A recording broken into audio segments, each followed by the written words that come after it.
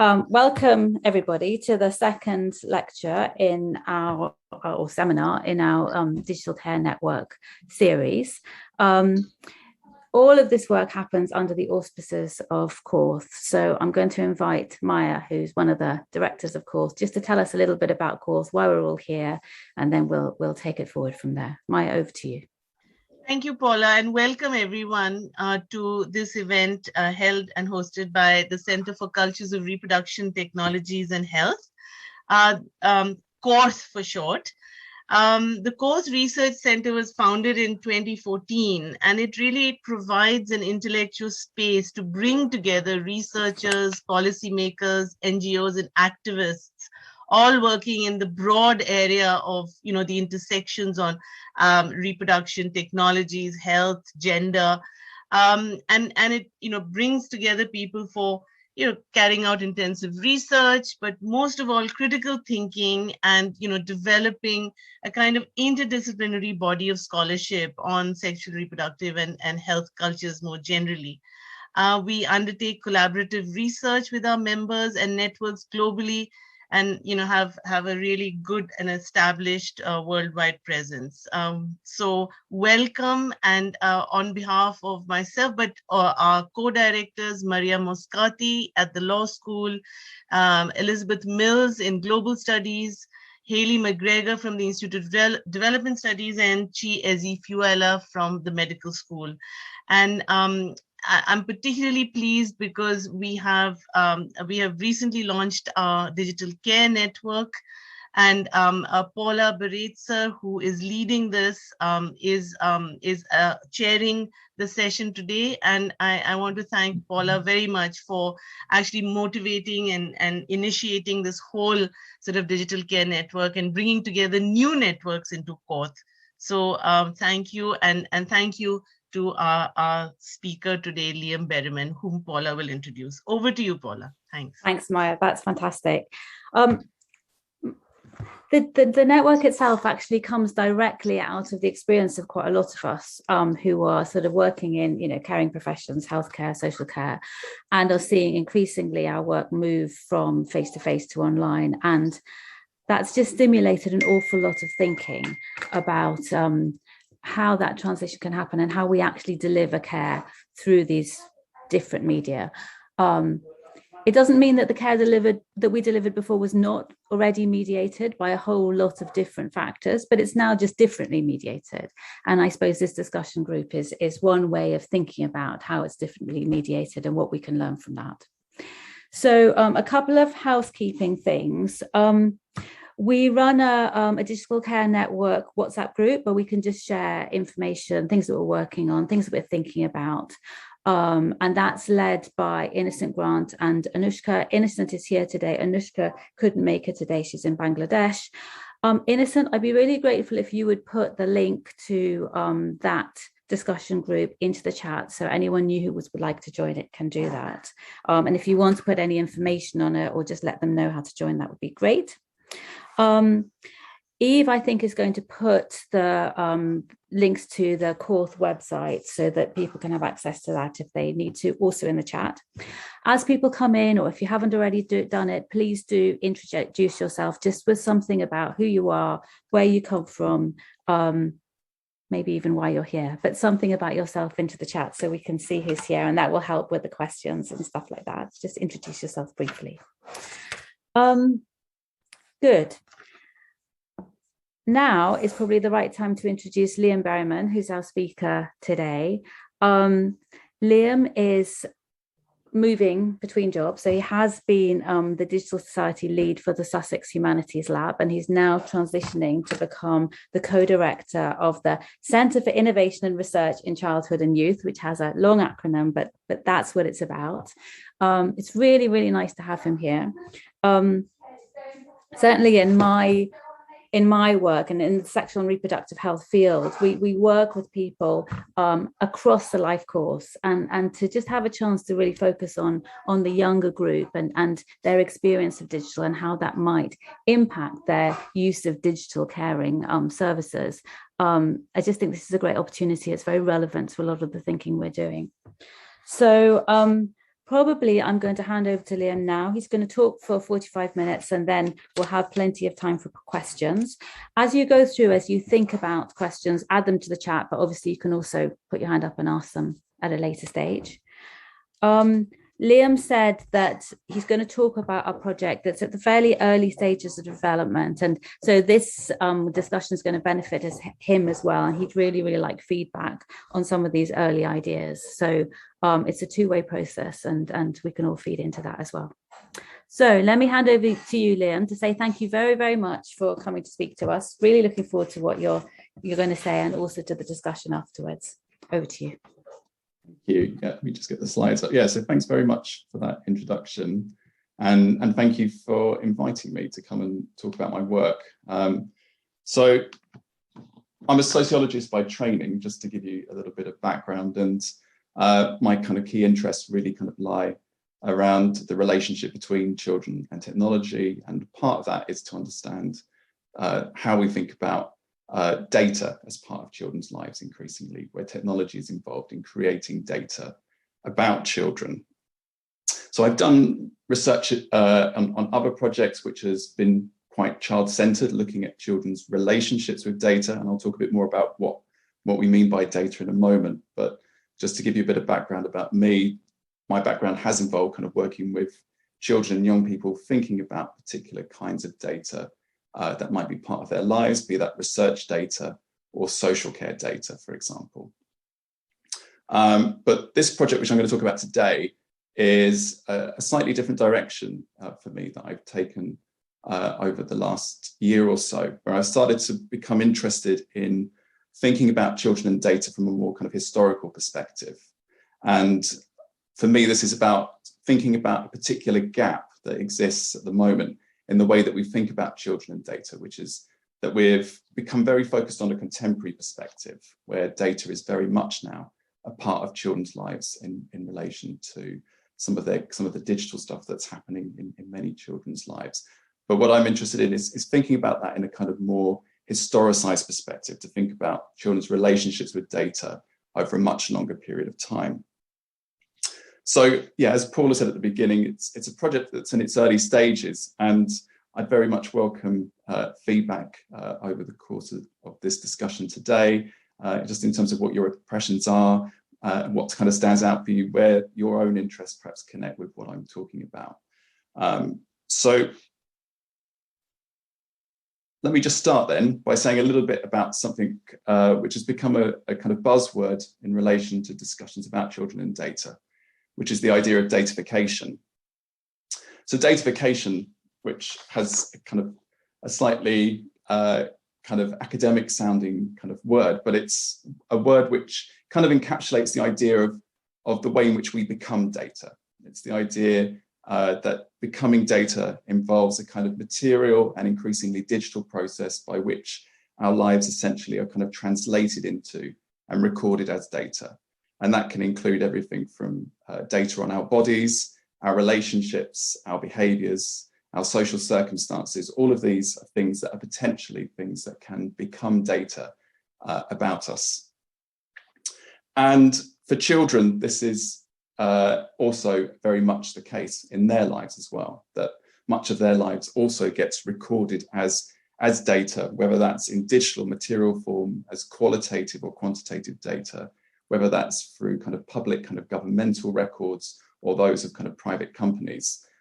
Increasingly, datafication is about this idea that our lives are becoming a kind of source of data, and is being very kind of rapidly over recent decades being kind of captured as data through technologies. In many ways, this isn't a new idea, and this is something that I'll keep coming back to. So back in the late 90s, sociologist Nicholas Rose talked about how childhood was one of the most intensely governed kind of periods of the life course, and data has become a key part of that, of the kind of governance of children's lives, that data is used to monitor children's lives and also to intervene in children's lives, to make decisions about what happens to individual children or to groups of children. So data has become this kind of source of decision-making within children's lives. The other bit that's kind of tied to this for today's talk is that datafication has been very closely linked to processes of digitization of society, increasingly having technology as part of its everyday kind of infrastructure, that we live with technologies, that they are part of our the kind of everyday fabric of our lives. And I'm talking here specifically, and for much of this talk, from a kind of Western perspective. Digital technology then has been seen within much of the academic literature as driving datafication, that digital technologies have introduced, for example, the automation of data collection. So whereas before data collection was something which happened through manual creation and transcribing of data, digital technologies have allowed that process to become automated. So engaging with a web search engine, or using a travel card, each of these kind of creates data about us in an automated way. It's also led to the growth of much larger scale data sets being created, that digital technologies allowed the kind of expansion of data. And that's where increasingly we hear this term big data, is the idea of this kind of almost limitless amount of data that can be created and collected. And one of the things which often makes data seem attractive, particularly to kind of governments and to companies, is also this idea of it being able to kind of create very kind of fine-grained pictures of people within that kind of data. So digitization and the growth of technologies that generate data have been seen as kind of accelerating the amount of data that's collected about us. And when we think about this in terms of digital platforms, essentially they almost act as like kind of hoovers. They suck up data about us. And this happens not just for adults, but also for children. And there's been in academic research increasingly a focus on children and what that looks like. The ways in which, for example, everyday institutions that children encounter, like schools, their local authorities, healthcare services, are all involved in creating and generating data on children. And in this way, it's increasingly an integrated part of that kind of those infrastructures that surround children. So this has raised concerns in academic research and in other areas. And academic researchers have been interested in the way in which children specifically get handled as sources of data in which their lives are monitored and evaluated, as Lupton and Williamson say. And some of the kind of references I've put here are some of those kind of key studies that have looked at this process by which digital technology has been a key part of increasing the amount of data and kind of expanding the range of data that are collected on children. So these are just some of the examples, just to kind of put this into context a bit more. So when we think about kind of data collection of children, this can happen in a wide variety of ways in the kind of contemporary context. So we have, for example, from a very young age, even perhaps before children are born in some cases, apps and technologies that can be used for the monitoring of children, particularly focusing on kind of their health and well-being. So apps that parents might download onto their phones to kind of monitor how their child is growing, whether they're seen as meeting certain kinds of behavioral milestones, and to kind of input data on their child into those apps. Other examples here, like in the top right corner, of like a kind of fitness tracker that monitors the number of steps that a child takes in a day. And at the bottom, an example I'll come back to later on, an educational platform which has been used to, for example, monitor the behavior of children within classrooms, and where that's acts as a kind of means of logging data on children's behavior over the course of a day. So these are some of the kinds of examples where we see people who live with or work with children who have become kind of data inputters about children, that they're involved in collecting data on those children, but also children themselves might wear or have devices which collect data on them as well. So there's a lot of research that's looked at this process by which technology has rapidly expanded the data that's created on children. But for me, some of the questions that come out of this are of a kind of historical nature, to start to think about actually where has all of this come from.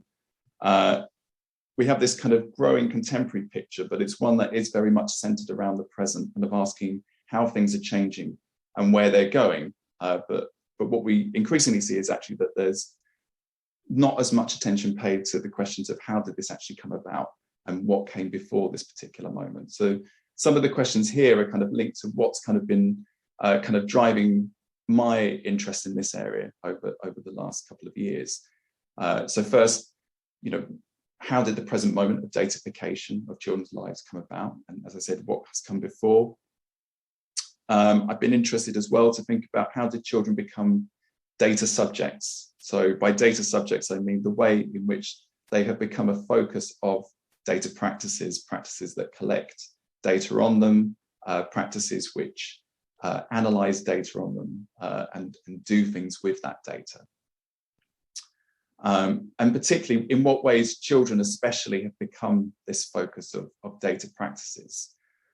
What is it about children specifically that marks them as a particular group who should be subject to data collection and subject to practices that where there is analysis of data about them?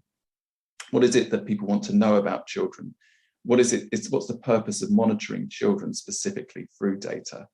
And what are the consequences of those practices of using data to create knowledge and to monitor children's lives? And then the final question that's kind of been important for me in thinking about this topic is actually the bigger picture of what is the relationship between childhood and the history of childhood and the history of data practices.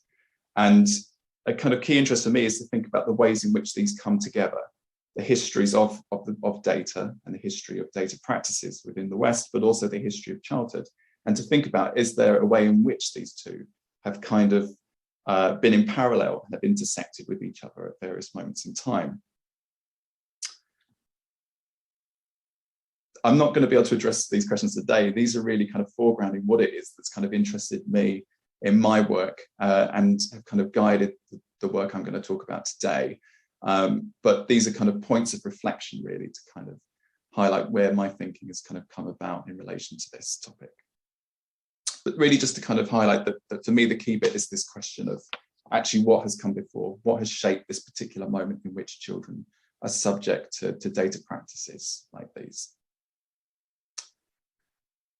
So if we're going to look at this from a historical perspective, what would that look like? And what would a history of children's datafication look like? And really importantly, to emphasize from the beginning, is that it already exists. That there are many studies within childhood studies that look at data on children in various ways. But one of the key challenges in looking at that is that it's highly fragmented.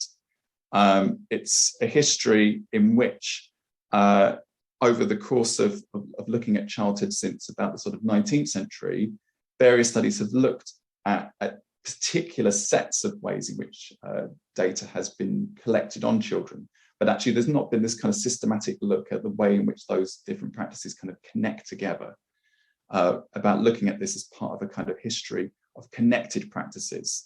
So, for example, there are studies, and I've given some examples here, that have looked at IQ measurements of children in the early part of the 20th century, and the way that that's constructed ideas of children's academic ability.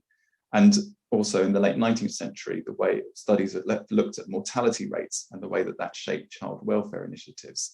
So there are these individual studies that have looked in different ways, quite focused ways, at particular kinds of data collected on children. But they are not part of this kind of more kind of connected picture. And so part of what I'm interested in is to think about when we bring these different sets of practices together and we look at them across these different sets of practices, what can we see? And what can it tell us about the present moment of data in children's lives?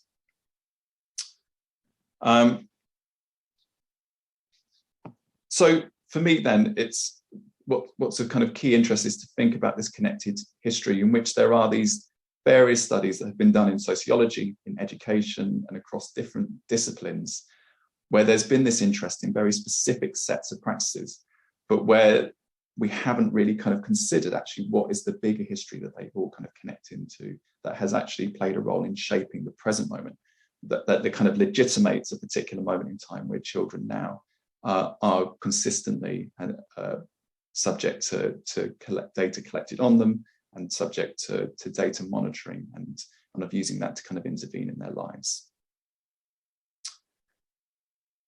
So for me then, a kind of methodology is to look back at past studies, to kind of think about the connections between them, and to kind of think about what is this connected history between data practices on that have been part of children's lives since around the 19th century, and I'll talk about why specifically the 19th century in a moment, and of how that's connected to the idea of kind of how that shaped essentially our idea of kind of Western childhoods over the last couple of centuries, and particularly in this present moment.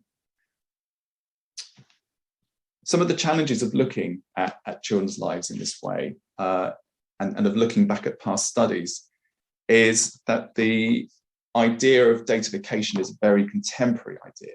It's one which has really only kind of been coined in the last couple of decades. And so this idea of datafication is not one which we see in the literature. But equally, actually, the concept of data itself is an incredibly slippery concept.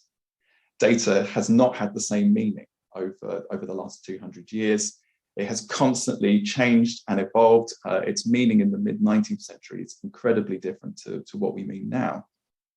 And this has resulted in if we look back at kind of discussions of data, we can see how ideas of actually what is data, what counts as data, have changed over those last 200 years. And also the idea of what data can do and what it can be used for have also changed. So at the very core of the kind of definition of data, it's changed rapidly in that period of time. And so in a sense, there's a challenge here, because what I'm doing is I'm going to look back at past practices and to kind of apply some of this kind of more contemporary terminology of data and datafication to those.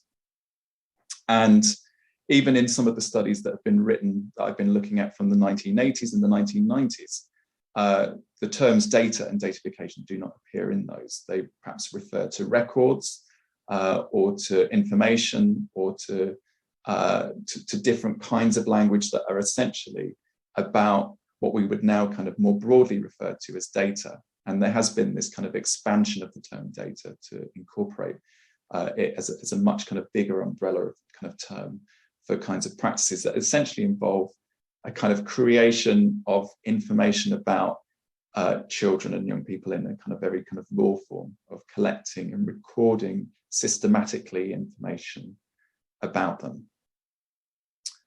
So this is a kind of key challenge for this study.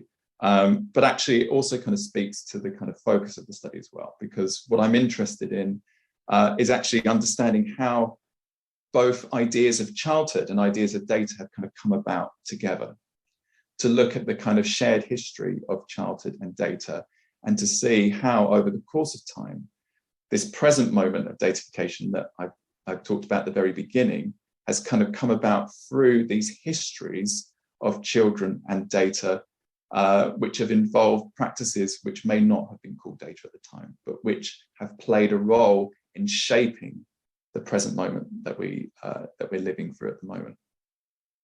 So what I'm interested in then is actually to really kind of interrogate these ideas of how do ideas of what data is come about through the way that it's practiced on children, to look at the way in which, through the way that children have been subject to data practices, that has actually been a part of the history of how the idea of data and data in its more contemporary sense have come about, and of the way that it's been shaped over time.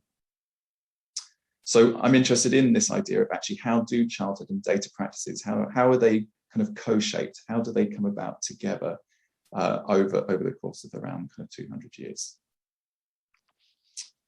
And I've got a quote on the right, which just gives a bit of context to the idea of data itself that I'm using, which is this idea that data is not this kind of fixed idea, but actually it's something which is very much situated in time and space, that the idea of data is contingent, and that it is something which itself has not got fixed meaning, just like the idea of childhood has not got a historically fixed or geographically fixed meaning. These are things which have been shaped and changed over time. So I'll move on to talk a little bit about what I've been doing in this study, but just to summarize a little bit about the approach that I've been taking then. which, as you can hear, it's a kind of desk-based study, involves looking at past studies from childhood and youth studies and related fields, and looking at the way in which they have, what do they tell us about this kind of bigger history of datafication in childhood. So the approach I've adopted then is one that it's looked at data as something which is a material and discursive practice. So what I mean by that is the idea that that data is not some kind of neutral mediator of children's lives. It's not something which exists in a kind of scientific bubble, but actually it's something which is shaped within particular social and historical contexts. And also, really importantly, that data is not something that is a kind of neutral recorder of children's lives, but is actually something which intervenes in children's lives. It shapes their lives in particular ways. And that's something I'm going to kind of show some examples of today. It's a methodology that is really important. So my framework involves disentangling this idea of datafication from digitization.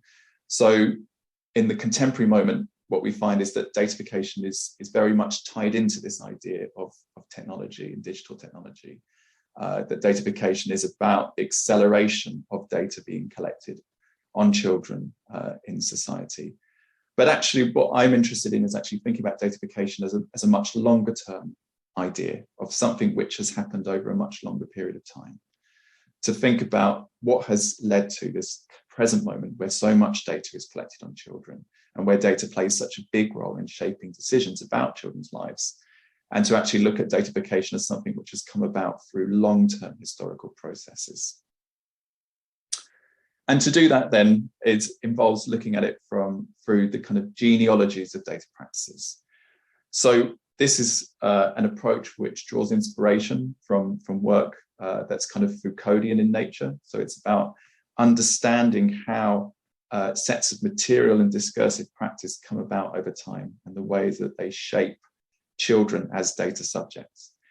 So to kind of translate that a little bit more then, it's the idea essentially that that data practices have emerged over time. And what I'm interested in is to look back and to kind of trace specific kinds of data practice to see how are they formed, what are the things that have shaped those data practices. So connecting them into things that are happening within wider society in different moments in time. It's not about comparing data practices of looking and saying what is different about them, but actually to understand them within their historical and geographical context and to see them as part of a bigger history and genealogy of data practices that has led us to the present moment. And then, really importantly, as I've said already, much of my work has involved working directly with children and young people, but actually this being a historical study, that becomes much harder to look at this from children's perspectives.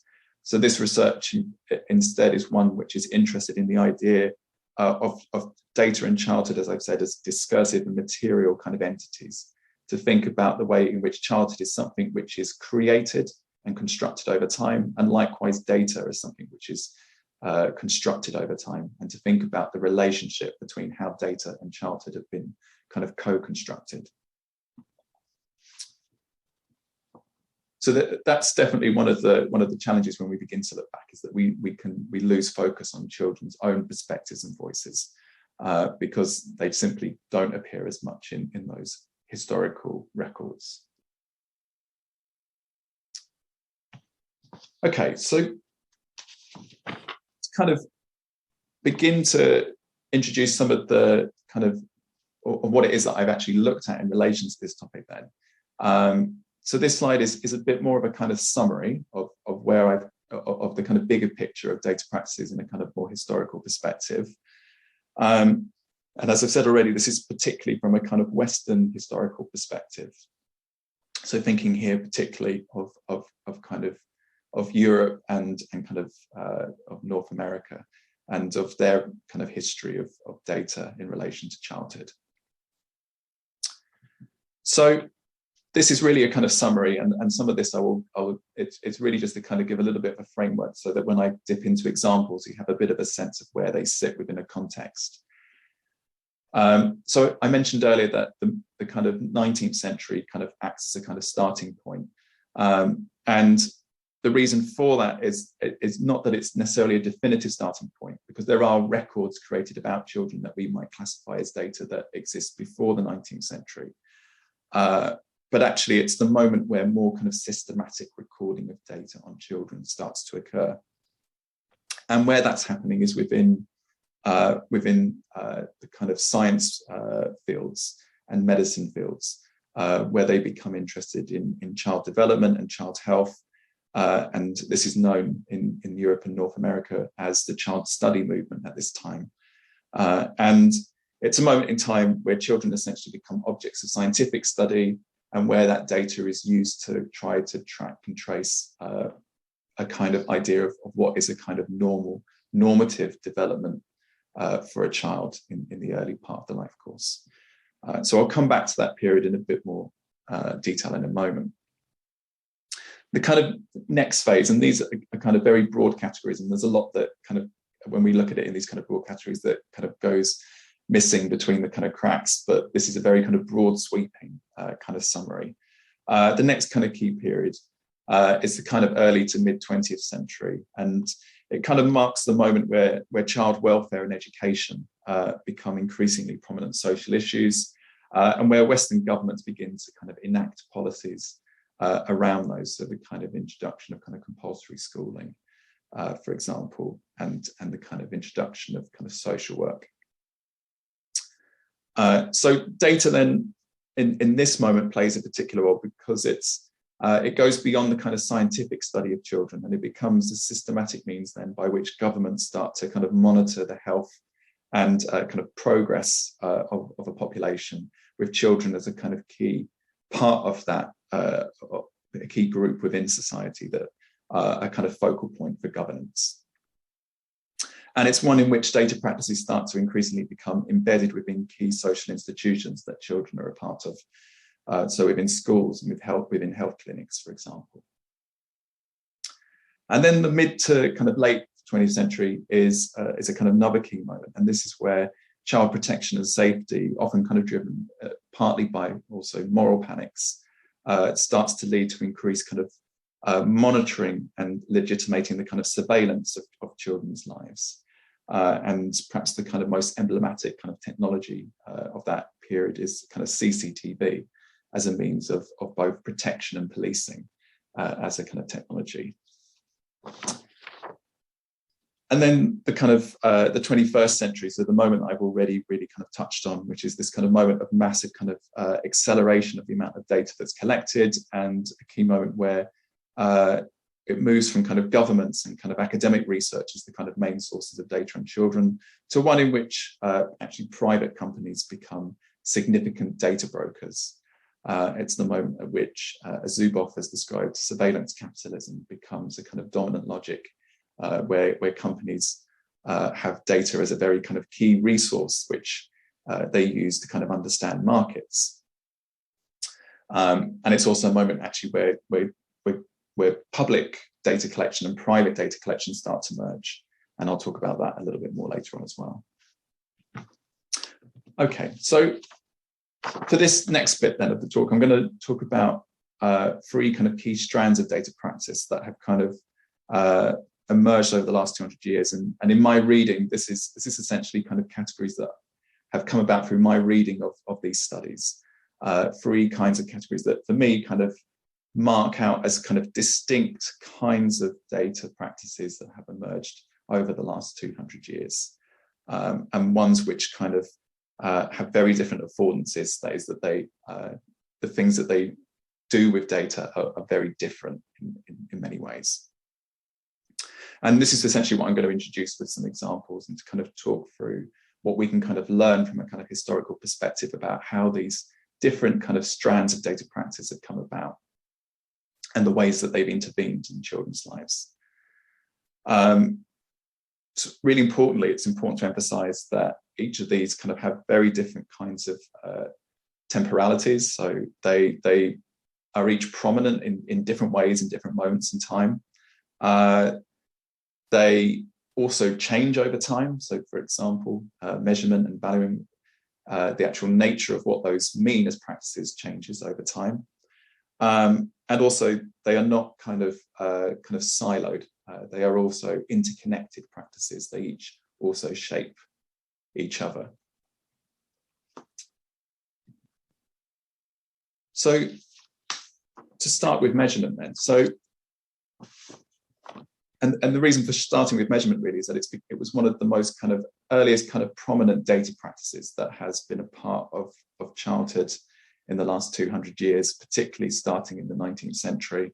And it's a moment in time where the natural sciences are increasingly looking to kind of empiricist approaches to data, seeing data as something which can be used to test and to verify particular kinds of scientific kind of facts about the world.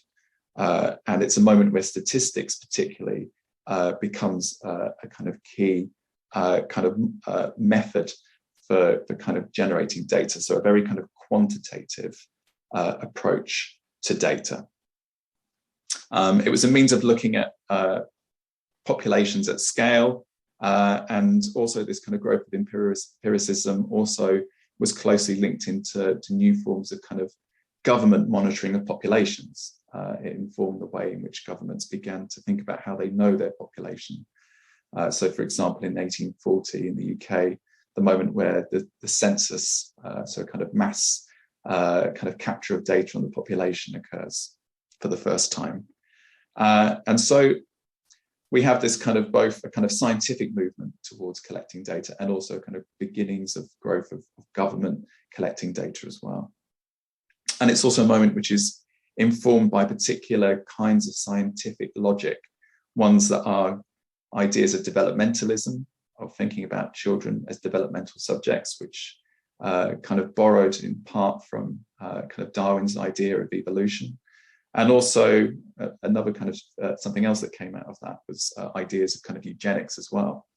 And so there were ways in which children and also indigenous populations started to become subject to capture of data because they were looked at as potentially having answers to questions about human evolution and the evolution of civilizations. So there was kind of slightly kind of colonialist, and not kind of, there was very strongly colonialist logics that were kind of part of the way in which data was being collected and to what ends.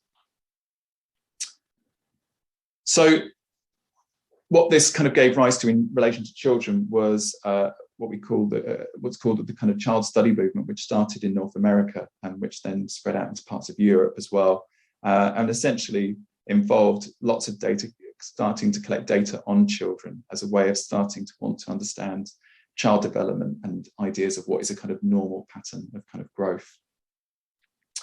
And it was happening at a moment where children within society, in terms of their status within society, were seen as a kind of separate group from adults, that children were being removed from the workforce gradually. And so it's this moment in time in which childhood is seen as something which, in which children are not kind of little adults in the sense that they've been understood, but were children as a kind of separate group, and therefore the kind of collection of data on them and a desire to kind of study their kind of growth and development was also kind of informed by this idea of children as this kind of special group within society, as separate from adults.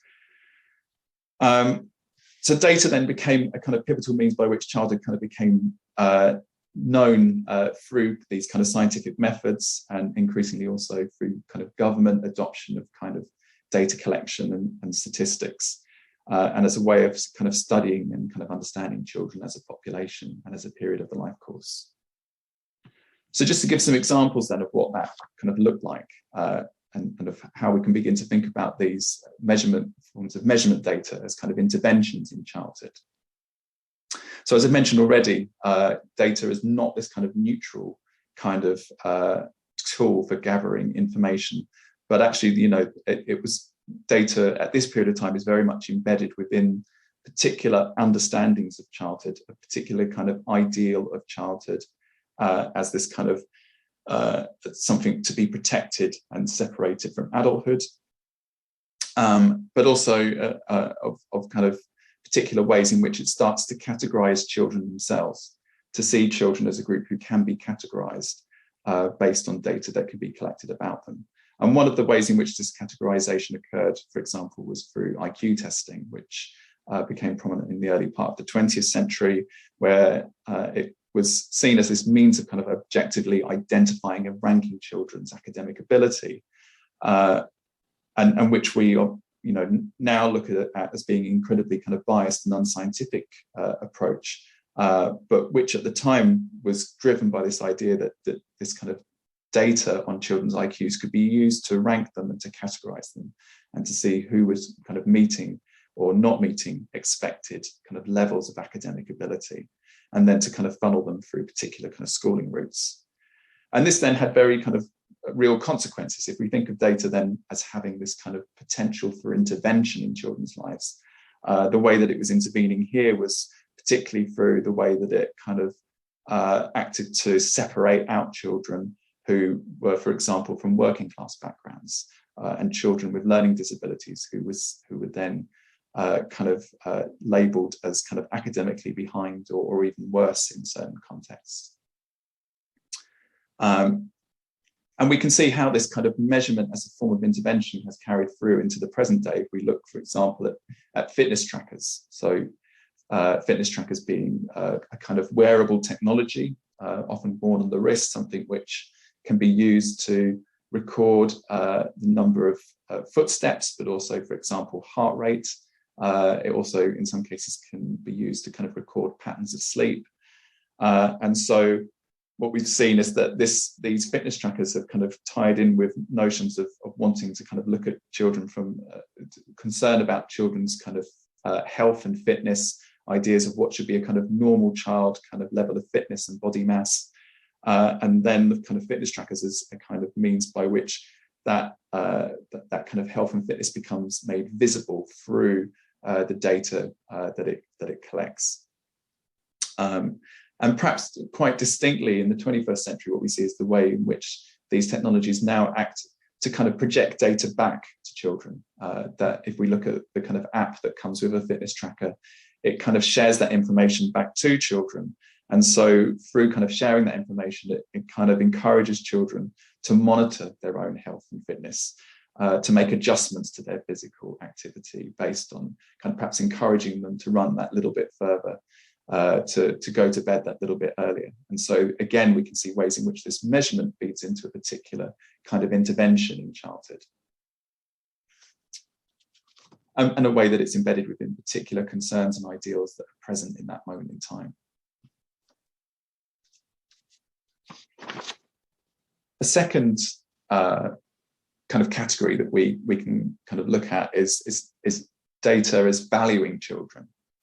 And this is one which is perhaps much less visible to us in many ways, because unlike the kinds of measurement data which were part of scientific studies and part of public government data, valuing often is a form of kind of data practice that occurs through private companies.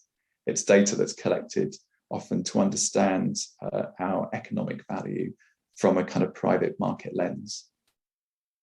And it has involved children being valued in various ways. So here, data as perhaps being a kind of financial form of data, of placing a kind of literal amount that a child is worth, and to kind of value them in terms of their cost, or in terms of their wage, or in terms of their potential kind of spending power. And so ways in which data then acts to kind of to see children as kind of economic actors, and to record data on them in various ways. Essentially kind of coming up with a calculation of their value or their worth. And we'll look at some examples of that in a moment. But again, just to kind of give the bigger kind of history that surrounds this, data practices like this feed very much into the kind of history of childhood if we look at it in that kind of long-term perspective. So for example, the kind of key changes that occur within a Western period of the last 200 years is from children being economically productive to what Zelizer has called economically priceless. So children no longer working, of children becoming part of being primarily consumers rather than economic producers over the course of the 19th century and into the 20th century. And so then the types of kind of valuing practices, data practices that occur around children quite radically change over that period. And just to kind of give a sense of what that then looks like. So, as I said, valuing is another kind of long-term process of kind of data collection on children, but it's one which perhaps even comes before measurement in some ways. We can look back, for example, to like the 18th century to see, for example, within the history of slavery, ways in which value was assigned to children to treat them as commodities. So the example given here is a data record from a slave inventory in the United States. And what it quite clearly shows is the way that based on a child's age, and a child in slavery was subject to very different valuations as a commodity.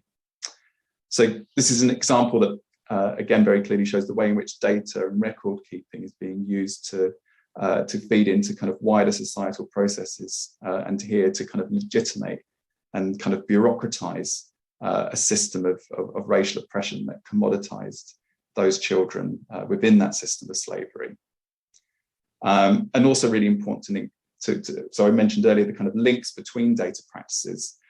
So again, this kind of valuing kind of practice of data collection also linked into forms of measurement, so that within the 19th century, those measurement techniques were also being used to support notions of kind of racial superiority, which in turn led to, in many cases, the exclusion of Black children from the protections of kind of white childhood innocence that separated them out based on this idea that children through data could be shown to be different and to kind of segment white and Black children.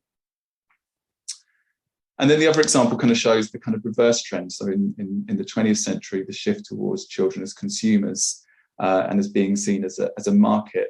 And we can see here data techniques, which often in their very early form, market research techniques drew from the kind of child study movement of the 19th century to categorize children, and to do so through recording their tastes and their desires, and to calculate what those might be worth in terms of markets. And this, for example, had in terms of intervention in the 20th century, a significant way of segmenting childhood, say from teenagerhood, and then later on in the 21st century of introducing the idea of tweenagers, and so this kind of segmenting of children into markets and into groups. So the very last example of kind of strand that I'm going to look at is surveillance, and it's one which brings us up to a kind of much more contemporary picture of children in relation to data that's collected on them. And it's one in which data is very explicitly used as a means of monitoring children as a population and also as individuals. So David Armstrong, back in the 1980s, described measurement as a kind of form of medical kind of surveillance. But now we can think of this kind of surveillance in a much kind of broader sense, in the way that data is used to collect information on children as citizens, to record data on their behavior, their relationships, their parents' social class and social circumstances.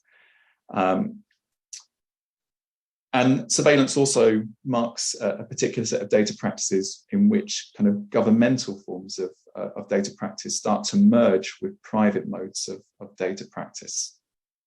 So from a government angle, it's involved, for example, the collection of data on children in terms of child protection, in terms of education and policing. And the diagram on the right is by a community group in the US, which has kind of drawn a map of the different kinds of what they kind of call like data agencies. So groups that collect data on children and share data about those children. And so in this way, often involving communication about data on children to inform the governance of children as a population. So to decide which children perhaps require interventions that might place them into care, or which require other forms of intervention. But surveillance can also take a very different form, which is that it also comes in the form of private companies who have become enormous data brokers in the 21st century. So Google and Meta, which is the company name for Facebook, have become those really substantial data brokers and who have collected a lot of data as well on children and young people. So there's an increased kind of merging of state and private data surveillance in childhood as well that's happened during the 21st century. So what we've seen increasingly, for example, in the realm of social care is the way in which digital technologies have increasingly been brought into the social care system as a means of seeking to predict children who might potentially be at risk, to use the existing data of local authorities and of social care institutions, and then to bring in private data tools as a means of analysing that data. So in this way, government increasingly investing within the private data market to bring in technologies to assist in this kind of these forms of governance. Really important to note as well the kind of context of this as well, that in the 21st century, surveillance has also become a highly kind of morally charged discussion about data in children, in which some data surveillance is seen as good, so child protection and safety on the one hand, and then this other kind of moral debate on the other as to what is considered kind of bad data surveillance, which increasingly is about kind of markets and selling products to children. So these are just a couple of examples of kind of intervention, and I won't go into these in detail, but they both represent ways in which private companies have been have been used to kind of by governments to invest in terms of tools for data monitoring of children in different ways. So on the left-hand side is one tool called OneView, which is used in social care in the UK to kind of use predictive analytics, so to predict using data children who might potentially be at risk and in need of intervention. And concerns have been raised in relation to these tools about the ways in which data is processed by these might lead to, for example, class and kind of racial biases coming through. And there's also behavioural management tools like Class Dojo, which is a technology, a software program which appears in many schools in the UK now, which is used to collect behavioural kind of data on children and to kind of categorise their behaviour into particular kind of behavioural models, and with the aim of kind of nudging their behaviour towards kind of more positive behaviours. I could talk more about these later on if people are interested to hear more about them, but I'm going to move to my last kind of main slide now, which is kind of going back just a bit to the kind of question of this idea of the child as a data subject, and where do these examples take us? How do they help us to kind of think about a kind of history of children and data, and to kind of begin to put together this kind of jigsaw of practices? So as I put at the beginning, one of the original questions that I've been interested in is how datafication has kind of shaped children as data subjects within the West. And one of the ways of thinking about this is perhaps through a set of layered practices and processes that happen at different scales. So we might kind of put these at kind of like micro, kind of meso, macro level in a sense, although they don't neatly fit into those per se. But at a kind of micro level, we can think about those practices that kind of categorize children, the way in which data has been used over the last 200 years to enact kind of categorization of children, and often in ways that seek to categorize based on kind of normative understandings of children, and which identify some children as falling outside of those norms, and therefore marking them out as different or pathological or in need of intervention. And that this, in turn, this practice of categorization is very much embedded within many of the moral projects of childhood that are occurring at that time, which are kind of cultivating a particular ideal of childhood. At a kind of meso level, we might think about the way in which these data practices have been embedded within institutions, the way in which they now exist within healthcare, within schools, within social care, and of the way that children interact with these different sets of institutions. And then the way that those institutions in turn seek to kind of govern and intervene in children's lives, particularly where the data acts as a means of kind of marking them out as a source of concern. And that this in turn can lead to some children particularly being subject to greater data monitoring than others, and that this has been the case for much of the last 200 years, that this kind of marking out of children who don't fall within the kind of the average and the norms are the ones who become subject to greater intervention and potentially greater kind of data monitoring. And then finally, we can kind of think of it at this kind of macro, bigger level of the kind of discursive and material kind of construction of childhood, and of the way in which data practice have been very much a part of that history of the kind of configuration and reconfiguration of childhood over the last 200 years. That it has been embedded within these much wider sets of processes and ideologies like eugenics and neoliberalism and colonialism, which have been a part of the background of the picture I've been talking about, but which very much have also shaped and informed the ways that data practices have been constructed. And we can see then that these data practices have played this kind of role then in the material and discursive shaping of childhood. That data is not just merely neutrally reflecting back to us a particular idea of childhood, but actually is also very much involved in intervening and governing in shaping the ideas of childhood that exist within Western societies. Okay, so that is a little bit of a tour de force through my current thinking about this relationship between children and data. So yeah, thank you very much for listening. Thank you, Liam. Great. First of all, a couple of housekeeping. Do remember to introduce yourself, everybody, just to say who you are and where you come from, so that we can get a sense of who the audience is. And also, don't forget to put comments or questions into the chat, because or to ask them yourselves. But I want to start by thanking Liam. That's a really big chunk of thinking there that we can now spend a little bit of time processing and adding to and unpicking a little bit. Really, really useful material to stimulate discussion. There are already some stuff in the chat that I think looks super interesting. So Pekka, do you want me to read your question, or are you happy to speak it? You've made a very interesting comment in the chat. Do you think you could share that with us? Yeah, certainly. And I would also like to use this opportunity to say hi to Liam. I think it was 2016 when we meet in Aarhus, and when I noticed that you have having this talk, I decided that okay, I'm going to jump in and listen, and I'm very glad that I did it, because it was really, really interesting. As usual. Thanks so much for coming.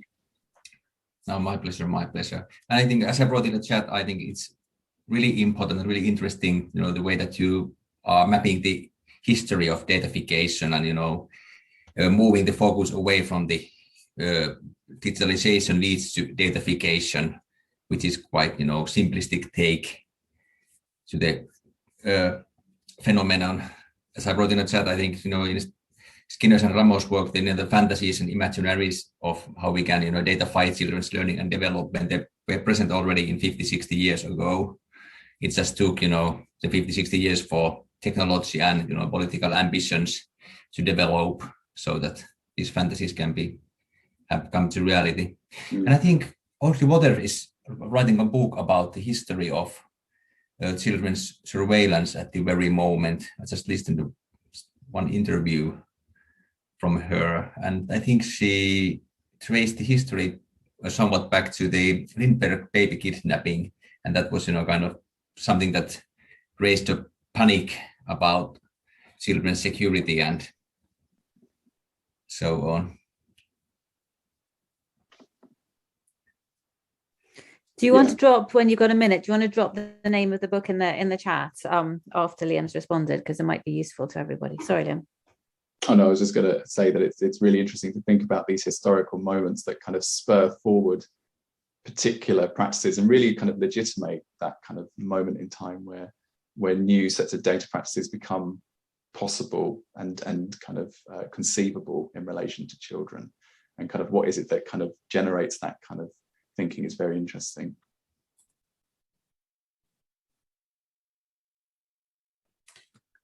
Good. Does anyone want to ask a question directly just shout out. I think there's enough of us where you don't need to put your hands up. I think Becky had her hand up first. Please go ahead. Just to say, firstly, to Liam, that was an absolutely brilliant, like really clear summary of these issues and the kind of changes and the kind of ontological changes. So thank you so much for that. So I'm Becky and I lead digital research at IDS here at Sussex. And one of the things that I'm interested in, actually as a parent, is the way that these data practice seems to have become like embedded and normalized. And we see this in a kind of meta level across all aspects of development and I'm sure all aspects of social policy, of where people assume that there isn't a kind of way to kind of challenge, for example, kind of predictive analytics and so on and so forth, and they just kind of accept it. And I see that in my kind of teenage son's life of like, we're just constantly getting quantified data from the school about like, this is the percentage of assignments he's turned in and so on and so forth. So what do you think in terms of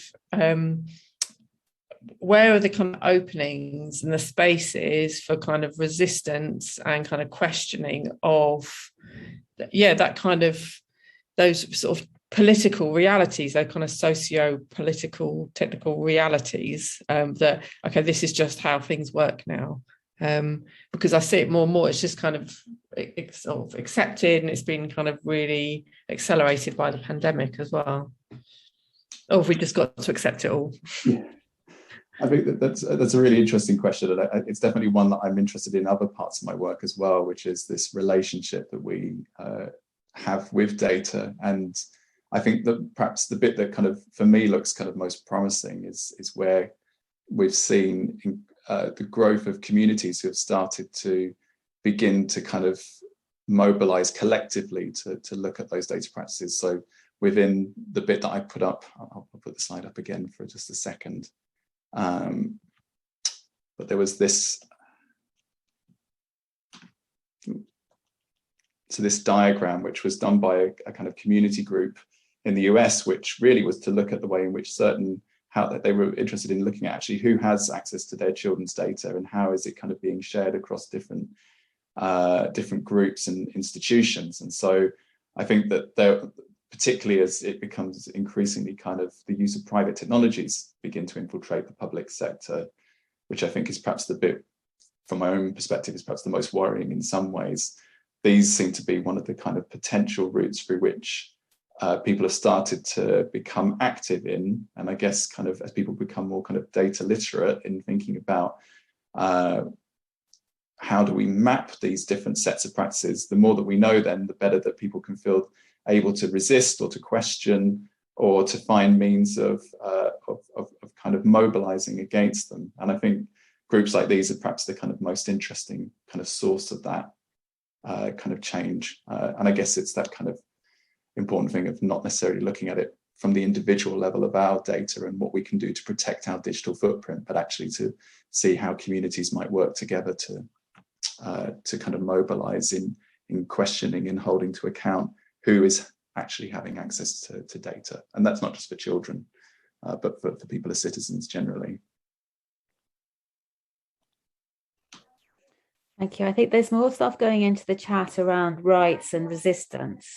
I think I've got some questions to ask you about that. But Rachel, did you want to elaborate on some of the stuff you've just put in? Yeah, thanks, Liam. I thought it was fantastic. It was Liam and I have been in conversation about these things for years. It's just so great to see all the threads coming together.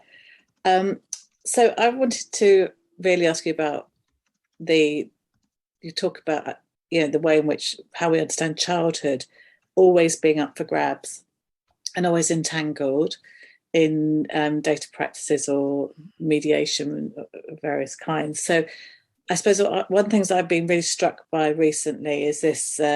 So Five Rights, people might know, is the organisation that's been doing a lot of the lobbying around the data harms. What's it called? Not data harms. Digital harms. Online harms. Yeah. Online harms. They keep changing its name. It was to make it more sort of palatable, but not the censorship bill, but the thing that isn't called the censorship bill. And the importance of the figure of the child. What does the figure of the child do in these debates? It becomes a real focus, and they've certainly been mobilising the figure of the child within that debate. And one of their key arguments is the internet doesn't recognise the child. So the idea we're all equal on the internet. That these age-related practices, that companies have are, hold no weight, and actually children can operate as equals problematically within that space. So I'm really interested. Obviously, you're not talking about the internet, but in the sense the data, when we talk about data and becoming data and being accessed as a data point, it's a really important part of that. I just wonder what you want to say about that, because there's this idea of the disappearing child and disappearing childhood is a classic trope of moral panic anyway.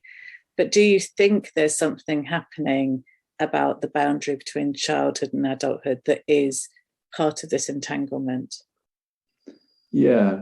I mean, I guess it's interesting that the kind of the changes that were happening in the 19th century kind of marked that moment where the kind of century of the child kind of begins. So the 20th century is seen as that moment where childhood is separated from adulthood. And then, as you say, that moment, as people like Neil Postman say in the 1980s, this moment of the kind of disappearance of childhood and of media being the means by which children essentially kind of, as you said, disappear.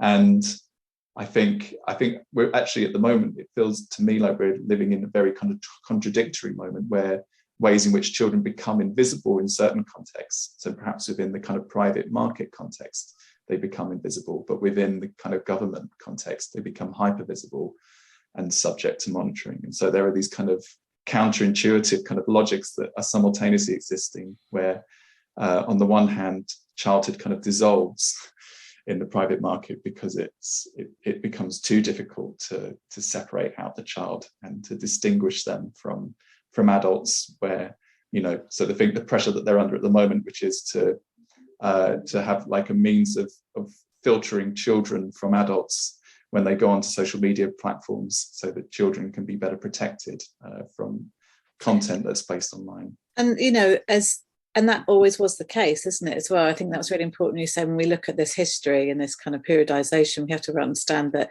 the protection of children, that was about white Western children at the exact time that was happening. Then there were, Black children in other places who were utterly, not denied the protections of childhood. So maybe there's a sorting happening at the moment that's very particular.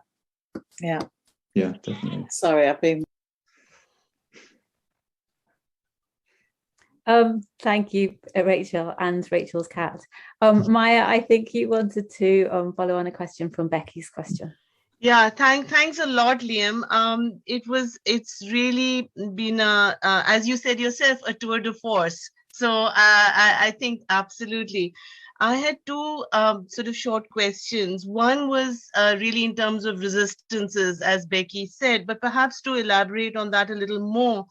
I was wondering whether because I think it's also very important for you in your historical journey to capture these resistances as they go along. So resistances to categorization, resistances to intervention, and resistances to reconfiguring, because I think it provides perhaps, an alternative kind of voice to the one which is so about homogenization and intervention and surveillance. So I was thinking more as resistance, and I'm really fascinated by what you said about the community resource hub, and of course that kind of follows on as how resistance itself increases through digitization. So I think that's really important. But what about where we didn't have that digitization? What was resistance like? So that was one kind of question I had. The second one was, again, actually, following on from what Rachel was saying. I was really interested in this thing between, because all what you said could work well for I mean, I'm thinking about maternal mortality and statistics and metrics and governance and, all that.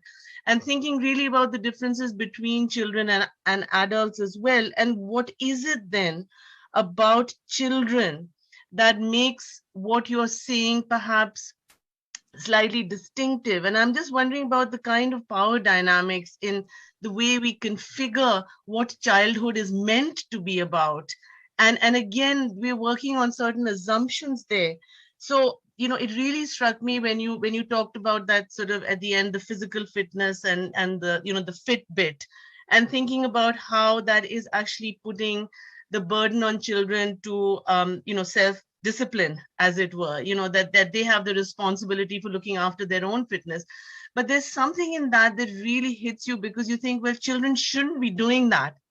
But then you think, well, actually, children are much more digitally advanced, at least, like my kids and stuff, than I am. So what is it about childhood then? So that's going back to Rachel's question, that wants us to stop that, or the way we react to that is so negative. And again, whether that's an assumption of childhood that comes from a sort of maybe Eurocentric perspective, I don't know. So those are just two sort of reflections. I don't know if they're really questions or whatever, but just to throw that in. Thank you. Thanks. Yeah, I mean, the idea of the kind of resistances is interesting, and I think it's the tricky part of looking at childhood from historical perspective is those different moments in time where children's voices simply are unrecorded, and where they are relatively powerless, and particularly those children who perhaps voices we would most want to hear are the ones that are most invisible in historical record. But I mean, there are definitely ways in which we can look at that kind of history and see moments where obviously shifts occur, and about the way in which there are people who live through those moments, who kind of give those accounts of what it was like to be disabled and go through IQ testing, and the way that had a particular kind of impact on the kind of lived experiences of people in those moments in time, and of the way that kind of shaped their childhood in a very particular way that's distinct from others. But I'm definitely kind of keeping alert to the idea of resistance, but not necessarily finding it in the records, and not to say that it doesn't occur, but perhaps just the lack of the way that it might be documented. And yeah, the bigger question of what's distinctive about children, I think that there's so much to that kind of idea, really, isn't there, about the way in which there are particular, as you said, kind of hegemonic ideas of childhood which kind of dominate, which have guided many of these practices, and ones, but which, at moments in time, if we think about, a moment where we consider this a moment of kind of children's rights, and where that has supposed to have kind of burgeoned in the last few decades, and yet we're also living in a moment where actually how much of right do children have to be able to have a say over those data practices that are impinging on their lives, that are making decisions and intervening and shaping their life chances, essentially, in many ways. And I think, in some way, going back to the answer I gave with Rachel, there's so many kind of counterintuitive logics that are at play here in terms of what it is that we say a child is at a particular moment in time, and actually what happens in the data practices sometimes looks something completely different. And I think that is definitely something that needs unpicking, is the way that not only does the data practice reflect and feed into childhood in moments in time, but also maybe in some instances goes against what it is that we think a child should be, and kind of acts kind of against the grain of that. Thank you. It makes me proud to be part of CORTH, that we're all really interested in resistance. That's actually what we want to talk about. And there's quite a nice emerging thread around resistance. Elizabeth, do you want to add to that? Because you're talking about the ways that children might be reconfiguring data. Do you mean actively taking a role in changing the data that's collected about them? Yeah, I'm just curious, and I guess it builds on much of what's already been said. And Liam, it speaks to the final point in your final slide. It just got me thinking, if a lot of the work that I do is around feminist new materialism that looks at the interaction between discourse and materiality, that they're kind of inform each other. And so I'm curious about how not only does data kind of shape the way that we think about children and maybe even shape children's lives themselves, but how children might be shaping data. And I don't know if there's much out there. I've been having a little look, and there's some particularly in pedagogical spaces, some literature about data doppelgangers, and I just wondered if you'd kind of had any thoughts about that. Yeah, I mean, I think that it does go back to the idea of kind of resistance again, and I think actually it is in the kind of in present studies there is a little bit more of a kind of sense of what that might look like from a kind of child-led kind of perspective. I think there are bits that are kind of appearing around the kind of education and kind of literature on the kind of fitness tools and things about the way that children, as they do with most technologies, learn ways around using those technologies to be able to kind of subvert them and to kind of make use of them in different ways or to game them. And perhaps one of the slightly worrying trends with Class Dojo, the example, which Ben Williamson, I think, I'm not sure if he's based at Edinburgh now, possibly in the education department there. So he wrote about Class Dojo quite a lot in his work. And there were some interesting parts in that about the fact that the tool itself almost encourages kind of gamification of data and has kind of leaned into the fact that children are likely to engage with things in a kind of playful and kind of gamified way, in the sense that they will be aware of when they're presented back with their data, that it poses this possibility to kind of either see it as something which you kind of aspire towards, so that you want to fit within these behavioural categories to be the good student, but there might be ways in which they also seek to subvert those, and to perhaps have as a kind of badge of honour to have some of these kind of more negative badges and labels, and to kind of be able within their daily life to have that as something which enables them to kind of have that kind of pocket of resistance within that kind of system, that if the badge doesn't hold value for you, that might be a way in which you can kind of resist against it a little bit and kind of react back to the way in which you're being datafied within the education kind of classroom system where that technology is embedded. Maybe I can, we're getting to drawing to a close now, but maybe I can add some practical examples of resistance. So I run an online sexual health service, and obviously we collect lots of data from young people. And I suppose I'm interested in two things. One is the sort of glitches in that data collection process. So we have a really funny circular thing whereby we're not allowed to provide services to under 16s because we can't obtain their consent for us to hold their data without a face-to-face consultation. So as a digital service who never has a face-to-face consultation, we can't serve them because we can never look them in the eye and say, okay, are you competent to consent for us to hold your data? And therefore we can't do anything. So then we have to generate a whole load of things to then stop them using our services, stop them putting in false ages and dates of birth and stuff like that. And a lot of what I watch in the system is young people working to confound or resist our attempts to slot them into those boxes. So whether it is, I mean, the most common thing we see is lots of different people ordering from a single phone. So you can see the one phone number and everything goes through the phone number, and then lots of different people of different ages, different genders, different, and so we do that, and we do our very best to unpick it, but it's one way of doing things.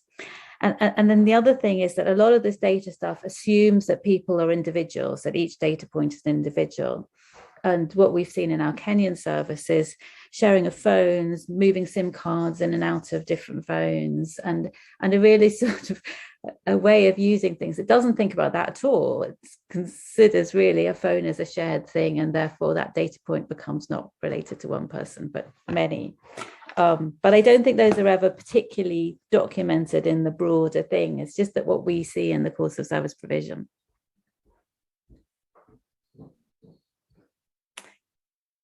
Good.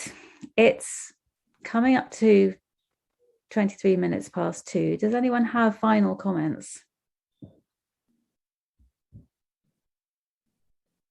It's been a quite varied and good discussion. Looks like Maya, you do.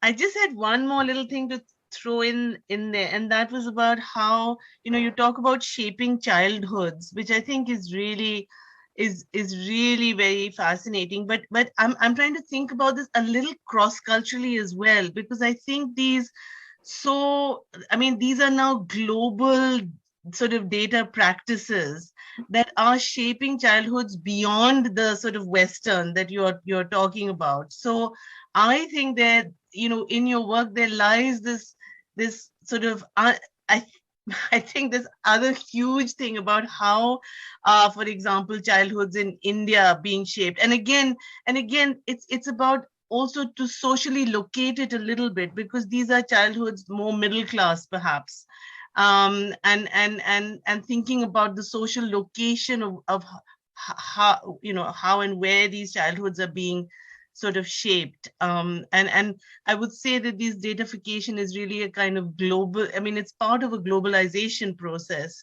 So we are homogenizing childhoods possibly across a broader kind of context. Sorry, I just wanted to kind of bring that in. It's very important. Any other final comments? Liam, do you want to sum up at all what you've got from the discussion, or loads, yeah. No, there's definitely lots here that's going to give me lots to food for thought over the next stage of working on this. So it's been incredibly helpful to sit and talk it through with everyone. Yeah, so thanks so much. That's great. Thank you to you for making the time to come and talk to us, and for really extending our thinking and our knowledge about children and data. There's lots to still think about going on in my mind. Good. Final reminder, sign up to the e-group, look at the course program of events. Eve, what's coming up next? I think we've got another one in a week or so. Is that right? Yeah, next we've got a book launch. It's the Anthropologies of Global Maternal and Reproductive Health. So we've got the 3 editors. It's a book that Maya contributed to as well. So that's going to be great. It's like a formal book launch. And then we've also got an event that Maria has co-organised with some researchers at the Humanitarian Implementation Group. I'm getting the name wrong, at the University of Bristol, which is about LGBTI lives in the UK, and sort of from a legal perspective. I'll keep sending emails around. Let me know in the chat if you want to be added to the mailing list if you're not already. I think everyone here is. And just to add to what Eve says, Maria is also working on, you're talking about child rights, Liam, and Maria is actually working on child rights in the law school. So Maria, I wonder if you want to just say something about your own very briefly. I took a lot of notes and I will email you, because it was a splendid presentation, and I was thinking about the data and the use of data in law, and how this data on childhood can create it can influence in particular the family justice system and the decisions concerning the welfare of the child, or how the welfare of the child is interpreted. But also I was linked to what Beth was suggesting, how the children are contributing to the collection of data and how they use the data. I'm thinking about the movement of working children, or all the youth activists and their input to this.